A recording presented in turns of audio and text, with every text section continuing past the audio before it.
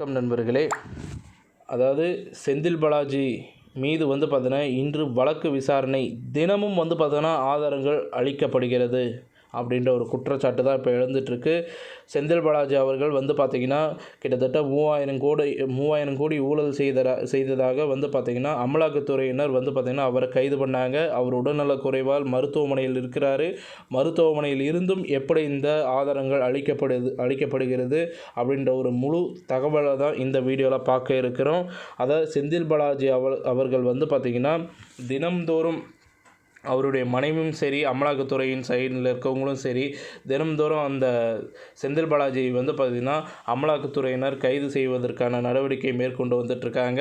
இன்னொரு புறம் செந்தில் பாலாஜியின் மனைவி, அவருடைய உறவினர்கள், அவர் உற்றார் நண்பர்கள் எல்லாருமே பார்த்திங்கன்னா செந்தில் பாலாஜி எப்படியாவது வெளியே மீட்டு கொண்டு வரணும் அப்படின்னு சொல்லி அவங்க ஒரு பக்கம் போராடிட்டு இருக்காங்க. இதற்கிடையில் அவருக்கு வழங்கப்பட்ட அந்த தீர்ப்பில் பார்த்திங்கன்னா 2 தீர்ப்புகளாக வழங்கப்பட்டிருக்கு. ஆல்ரெடி ஒரு தரப்பினர் பார்த்திங்கன்னா ஒரு தரப்பினர் நீதிபதி பார்த்திங்கன்னா செந்தில் பாலாஜி அவர்கள் மீது எந்த ஒரு தப்பும் இல்லை, அவர் விடுவிக்கணும் அப்படின்னு சொல்கிறாங்க. இன்னொரு தரப்பு நீதிபதி பார்த்திங்கன்னா செந்தில் பாலாஜி மீது தப்பு இருக்குது, அவரை நீதிமன்ற காவலில் எடுத்து விசாரிக்கப்பட்டு உடனடியாக சிறையில் அடைக்க வேண்டும், 10 நாட்களுக்குள்ளார சிறையில் அடைக்க வேணும் அப்படின்னு சொல்லிட்டு இருக்காங்க. இந்த மாதிரி பார்த்திங்கன்னா தினம்தோறும் செந்தில் பாலாஜியின் வழக்கு பார்த்திங்கன்னா பல முனைகளை சந்திச்சுட்டு வந்துட்டுருக்குன்னே சொல்லலாம். அது மட்டும் இல்லாமல் செந்தில் பாலாஜி அவர்கள் பார்த்திங்கன்னா விடுதலையாகி வீட்டிற்கு செல்வாரா அல்லது தீர்ப்பு வழங்கப்பட்டு சிறைக்கு செல்வாரா அப்படின்ற ஒரு கேள்வி தான் பார்த்திங்கன்னா மக்களிடையே எழுந்துட்டுருக்கு. அதை தாண்டி பார்த்திங்கன்னா செந்தில் பாலாஜி வழக்கில் பார்த்திங்கன்னா தினம்தோறும் அவருக்காக பார்த்திங்கன்னா சேகரிக்கப்பட்ட அனைத்து விதமான ஆதாரங்களும் அளிக்கப்பட்டு வந்துட்டுருக்கு.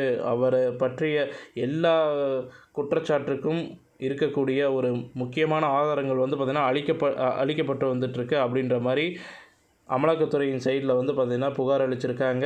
செந்தில் பாலாஜி அவர்கள் மருத்துவமனையில் இருந்துக்கிட்டே பார்த்திங்கன்னா எப்படி இது சாத்தியமாகும் அப்படின்ற ஒரு விஷயந்தான் பார்த்திங்கன்னா கேள்விக்குறியாக பார்க்கப்படுகிறது. அது மட்டும் இல்லாமல் செந்தில் பாலாஜி அவர்கள் பார்த்திங்கன்னா இன்னும் பல குற்றச்சாட்டுகள் பார்த்திங்கன்னா அவர் மீது பாய்ந்துள்ளது. அது மட்டும் இல்லாமல் பல குற்றங்களை செய்திருக்கிறார். ஊழல் சம்மந்தப்பட்டதை தாண்டி வேறு ஏதோ ஒரு விஷயம் இருக்கிறது. அதனால தான் அமலாக்கத்துறையினர் பார்த்திங்கன்னா அவரை கைது பண்ணுவதற்காக முழு மூச்சியோடு பார்த்திங்கன்னா இப்போ அவரை பார்த்திங்கன்னா கைது பண்ணுவதற்கான நடவடிக்கைகளை மேற்கொண்டு வந்துட்டுருக்காங்க.